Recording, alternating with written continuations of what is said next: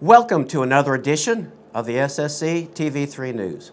We are more than news, and at the present time we have been televising news, events, and archives of the St. John community for more than 42 years.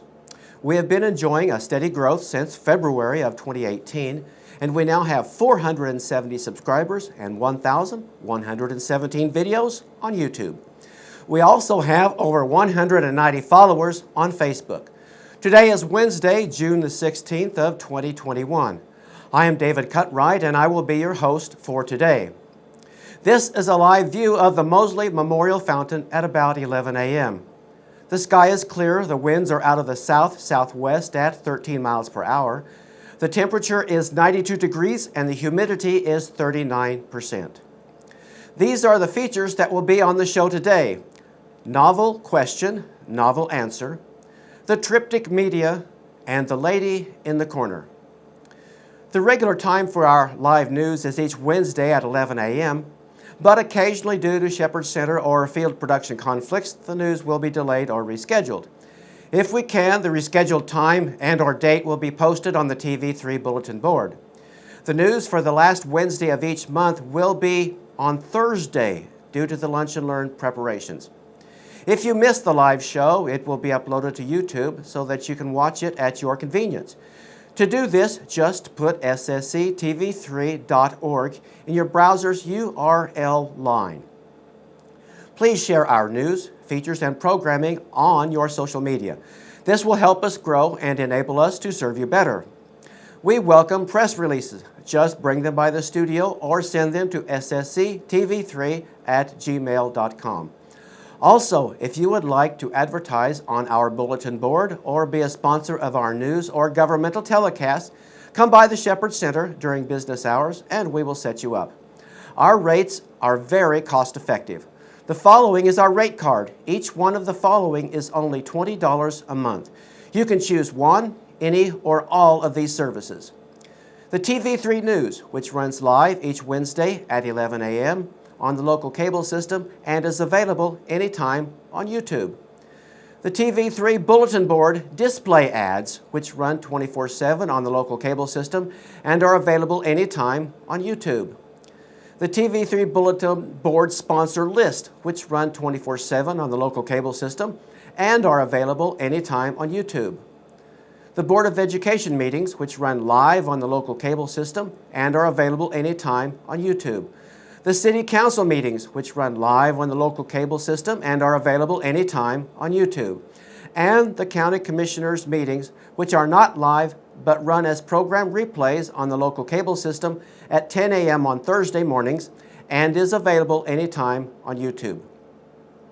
It is now time for our public service announcements and a few accompanying thoughts.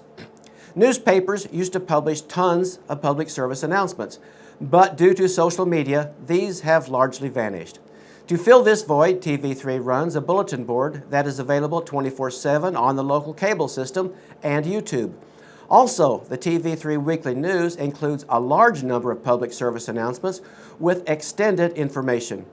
We at TV3 follow 28 Facebook sites, several independent sources, receive notices through the front door slot of the Shepherd Center, and notices sent to our Gmail account. We also get information from walk-in citizens during regular business hours. All of this to keep you up to date with the latest happenings in our area. If you have something that needs to be announced, do not hesitate to contact us through any of the above venues. The St. John newspaper is almost dead, and although we are number 4 in a market of 3, we are alive and well and growing. Here now are some of our sponsors. Please let them know that you appreciate their support of our local news.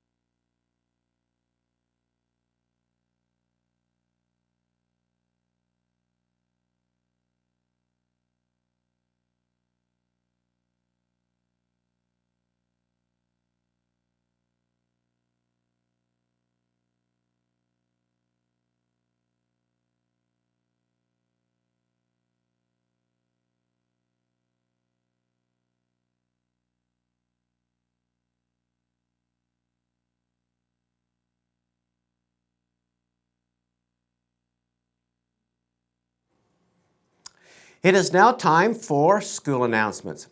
The monthly Board of Education meetings are in the boardroom in the basement of the Ida Long Goodman Memorial Library. These meetings will be telecast live on cable channel 3 as well as uploaded to YouTube at ssctv3.org. The next meeting will be Monday, July the 12th at 7 p.m. These meetings are sponsored by the City of St. John and the SJN Bank of Kansas. And now for some city announcements. It is legal to shoot off fireworks from 8 a.m. to midnight on Saturday, July the 3rd, and Sunday, July the 4th. It is swimming, picnicking, and mosquito season. It is also mowing season. Yards that exceed 9 inches in height are in violation of city ordinance. Yards will be checked on the 5th and the 20th of each month. Mowing will begin on the 6th and the 21st of each month for those properties whose owners have received the mowing letter but are still in violation. The cost of mowing is $250 per hour with a 1-hour minimum. The city pool will be open from 1 p.m. to 8 p.m. Monday through Friday and 1 p.m. to 6 p.m. on the weekends, except in times of inclement weather or if the air temperature is below 76 degrees. There is a daily fee of $2 for adults and $1 for youth, which would be kindergarten through 12th grade. Season passes are available at both City Hall and the pool. A family season pass is $50 plus $1 per individual on the pass. A single adult or single child pass is $25. In the event of a tornado warning, the community room of the Ida Long Goodman Memorial Library will be opened as a community tornado shelter. If you bring pets, bring them in carriers. The City of St. John has a new website. You can find it at stjohnkansas.org. It is still in early development, so check it out and let the city office know about technical problems, textual mistakes, or omissions. And now for some around the square announcements. There will be something new this year to help celebrate Independence Day here in St. John. More information will be coming. There will be a raffle drawing for a giant fireworks package on July the 3rd at noon. An itemized list of its contents is running on the TV3 bulletin board. Also, there will be a car show on August the 28th from 9 a.m. to 4 p.m. And more information for that will also be coming. So keep an eye on the Around the Square Facebook page and TV3. Something new is underway at the library. It is kind of like a game, and kind of like a concert, and kind of like a show and tell, but a lot more than kind of fun.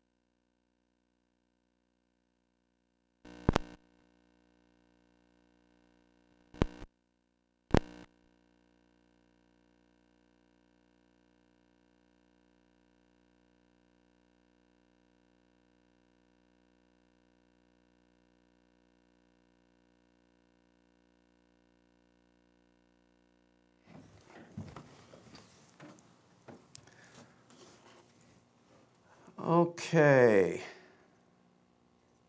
We had a slight technical problem with the audio. I think I have it fixed. I will go with the novel question. I hope the room has that set up. Something new is underway at the library. It's kind of like a game and kind of like a concert and kind of like a show and tell, but a lot more than kind of fun. How come we don't get to have fun stuff like the pizzas for Book It? This funny Facebook post came to Laura Davis, librarian of the Ida Long Goodman Memorial Library. So she decided to find fun stuff, and this was the result. Tales and tales, traveling through books. Participants enjoy a new topic each week, get a passport and earn stamps which are good for prizes at the end of the 8-week activity. They meet every Friday for a program, have coffee and donuts, and get their passports stamped, which are good for book bucks and drawing certificates. Bring a friend and enjoy coffee and donuts for two. For more information, come by the library and visit with Laura.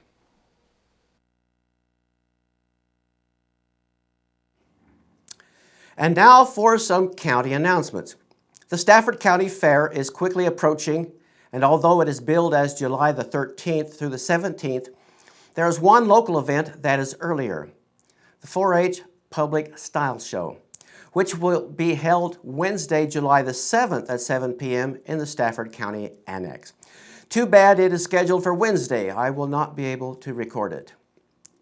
The complete county fair schedule is now available on Facebook and in booklet form at the County Extension Office in the Stafford County Annex and the Ida Long Goodman Memorial Library.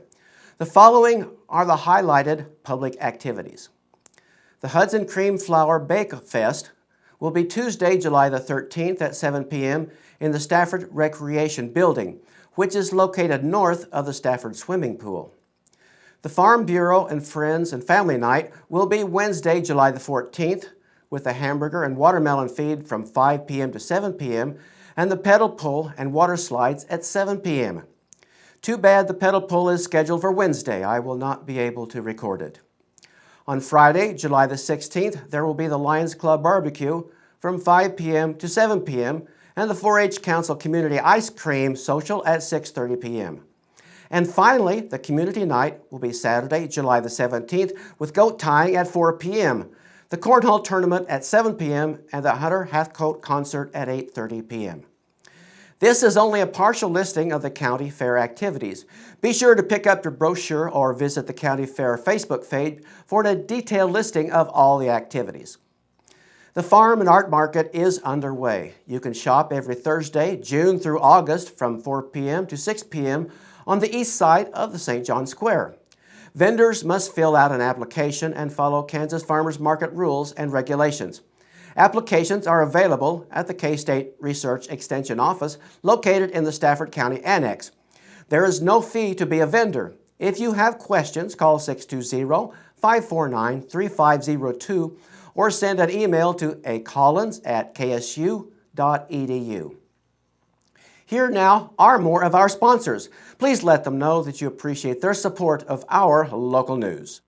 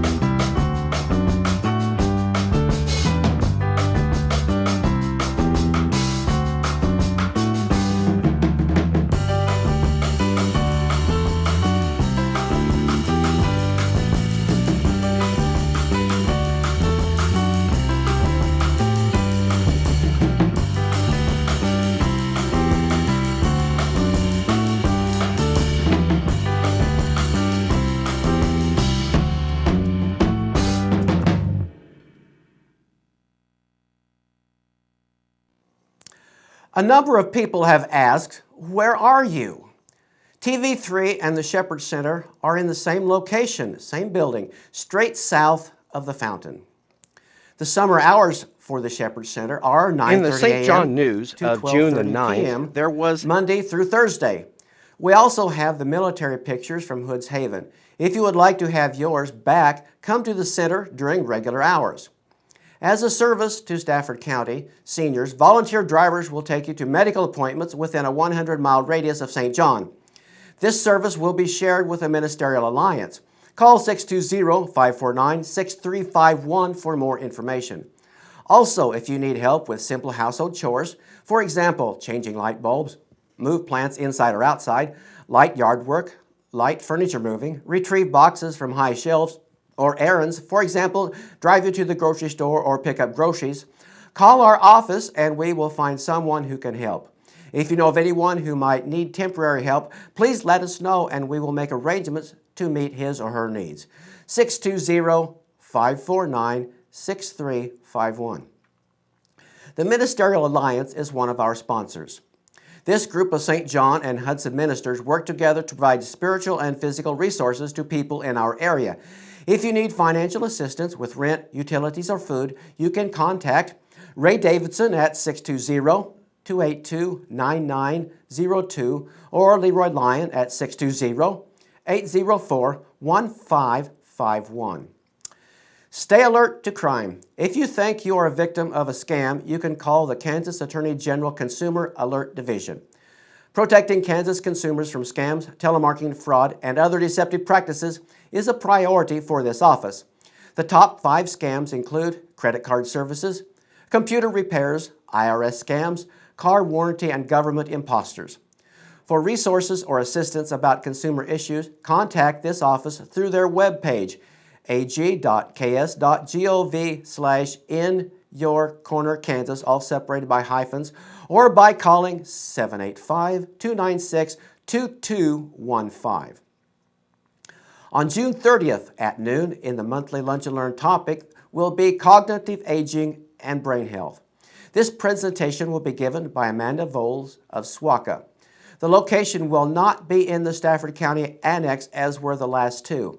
It will be in the community room of the Ida Long Goodman Memorial Library. The light lunch and bingo bars will be provided by SSC TV3 and Cutright Productions. Please RSVP to 620-549-6351 by June the 28th. We also have health equipment available for loan, and we can help with emergency needs with health care equipment to loan when you need it.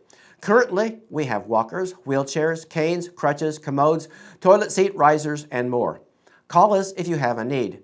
We also accept donations of lightly used medical equipment. The traveling bards and town criers of old have been replaced by newspapers, social media, and broadcast media. All have their strong points, and all are needed. Hopefully, all will continue to form a multidimensional approach to news, events, and archives, as they did for the recent Lynn Fenwick author talk and book signing. In the St. John News of June the 9th, there was an in-depth article about Lynn Fenwick, a local author from Maxville, Kansas. She made a presentation at the Ida Long Goodman Memorial Library in St. John about her book, Prairie Bachelor, which was named a notable book about Kansas for 2021 by the state librarian. The essence of this author and her 1-hour program is best understood from 3 different sources. Number 1, newspaper articles. Although very comprehensive, they cannot, by their very nature, let us hear and see program presentations. Number 2, social media. Although quick in posting activities, they cannot, by their very nature, let us hear and see program presentations. Number 3, video news clips. Although able to capture sight and sound, they cannot, by their very time-constrained nature, be very comprehensive. When combined, however, these media forms complement one another. They document and enhance the days of our lives. I wanted to write a history that was as accurate as a textbook, that was as well researched as a textbook, but that read like a novel, because I wanted you to stay with it. I didn't want you to put it down. I wanted you to fall in love with Isaac, and in the process, learn about how hard your ancestors perhaps, or at least the people that settled this area, worked, what things they faced to simply survive and create this community. You can go online and you can read things online, you can search for things online, but there is nothing like being in a library or being in a museum, because you start out looking for something in particular and then you discover something you never meant to find, and it's even better than what you were looking for. What I found was Isaac's journal. It belongs to the Lucille M. Hall Museum here in town, and Lucille left so many things that they didn't get to all the boxes when I was looking for it, and they didn't know I had it. They had it, but they said, you're free to look. And this is the book that started it all. It's 480 pages. It's oversized like you would find at the courthouse. He wrote practically from page edge to binding. I wouldn't dare guess how many words there are in it, but it's quite a book. When they got here, one of the things was you had to build a home. You had to have a home when you settled. And it wasn't like on the East Coast. They arrived and they could go out and chop down some trees and build a log cabin. There were not any trees on the prairie. You might find, there's a story about a tree on the Rattlesnake Creek that I read, that people would go sit in its shade or hug it because they missed trees so much. There was a little problem with if you had a sod roof with snakes and bugs dropping through. And often the beds had some kind of a curtain over them so that at least the snake would slide off and not land on you. Any of you know about the burglary, the theft at the courthouse? How many of you knew about that? A couple of hands. 3, maybe. If you go to the courthouse, I went in and I said, is there a hole in the vault? And there is. I'm not going to tell you which vault, but there is evidence of what I'm about to read to you. A shocking burglary attempt in St. John distracted the attention of county residents from all other issues. On Monday morning, January 26, 1891, county officers arrived at the courthouse to begin work and discovered an attempt to breach the vault in the county clerk's office. Details were not immediately available, but that did not stop the rumor mongers from espousing their own theories. By Thursday, when the weekly county capital came out, more details were known. Treasurer Ed Landis and other county officers had arrived at the courthouse at about 7 a.m. And Landis had discovered papers scattered over his office floor. The door to the safe had been blown open, as well as the iron door to the vault. And although drilling had been attempted, the safe inside the vault that contained about $16,000 had not been breached. Because of the focus on the treasurer's office, the initial investigation had overlooked evidence in the county clerk's office, where 3 holes had been drilled in the clerk's vault door. That incident went on and on and on. Those of you who have read the book, the burglars didn't give up. They didn't get caught the first time, so why not the second time? Why not the third time? Thank you, everybody. This is within 5 minutes.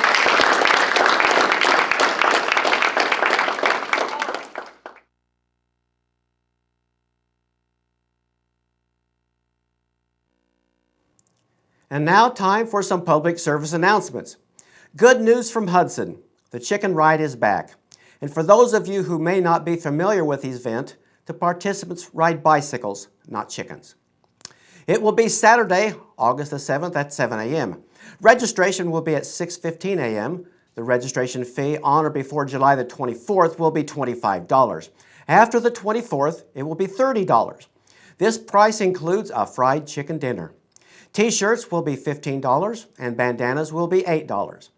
If you have questions, contact Shannon at 620-458-3161 or Leah at 620-546-4093.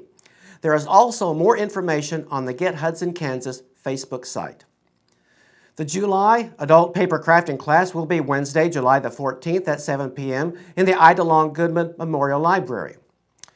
The Stafford Saddle Club will host its Cowboys and Indians 5K Fun Run on Saturday, June the 19th. The race will begin at the Stafford Rodeo Arena. Registration begins at 4 p.m. and the race begins at 5 p.m. The registration fee is $35. There will also be a community barbecue at 5 p.m. Participants will receive a free meal ticket, a shirt, and a water gun as long as supplies last. For more information, call Amber Turner at 620-546-5069 or Cheyenne Holmes at 620-639-2610. You can also find them on Facebook. The Sunflower Senior Announcements. A number of people have asked, why two senior center type places? Well, the Shepherd Center is more service and news oriented, and the Sunflower Senior Center is more geared towards social activities, although some areas do overlap. The daily schedule is Monday through Thursday from 9:15 a.m. to 3:15 p.m. and Friday from 9:15 a.m. to 1:15 p.m. For friendship meals, call 620-549-3404. Also, the weekly menus are posted on the TV3 bulletin board. This service is also in great need of drivers to deliver these meals. If you can spare an hour before noon, please call 620-549-3403. Coffee and conversation and snacks are Tuesdays and Thursdays from 10 a.m. to 11 a.m. Daily walking is available at the WIT Center during open hours. There will be a toenail care clinic on the first and third Wednesdays of each month. Call 620-549-3404 for an appointment. The new Keep It Moving class is Monday and Thursday from 10 a.m. to 11 a.m. And you can play pitch on Wednesday afternoons at 1 p.m. TFAP will be Tuesday, June 29th from 9 a.m. to 10 a.m. Commodities are available to all ages. Bingo will be Wednesday, June the 30th from 1:30 p.m. to 3 p.m. Bring a candy bar to play, and there will be prizes and refreshments. Our city park, once a buffalo wallow, has become a very beautiful attraction over the years. Today, it is home to a famous fountain and a lovely lady.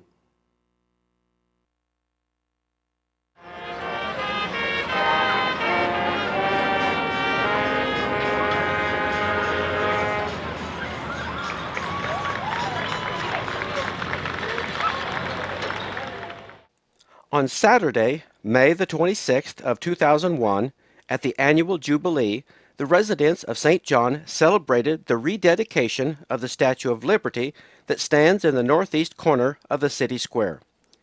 It was placed there in 1951 during a dedication ceremony on Saturday, May the 26th, as part of the Boy Scouts of America's 40th anniversary theme, Strengthen the Arm of Liberty. St. John was one of 200 communities across the country to receive small versions of the Statue of Liberty. The St. John News of May the 29th ran an article about the ceremony, but unfortunately it included no picture. At the ceremony, the statue was given by Mr. and Mrs. H.F. Sutton to the Boy Scouts of Stafford County, who then formally presented it to the city of St. John.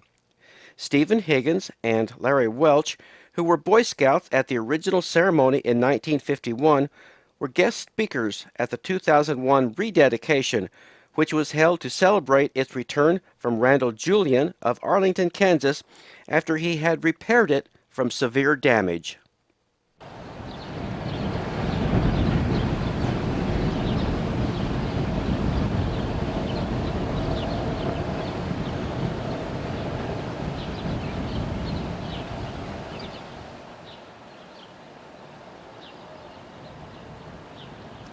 Please help our channel better serve you with quality and informative programming. We have a lot of good stuff happening in our area, and it is our goal to bring these activities to those who cannot attend. We are growing and we need help. We welcome guest anchors and anyone who would like to learn the control room. Also, freelance video reporters could help us cover more activities. If you would like to help, give me a call at 620-253-0037. Also, if you have items that need to be announced on TV3 or you have an event that would benefit from video coverage, we would like to hear from you. Give us a little notice and we will be there. Just call 620-253-0037. Join us again next Wednesday at 11 a.m. for another edition of the TV3 News. Thank you for watching. God bless and help the USA.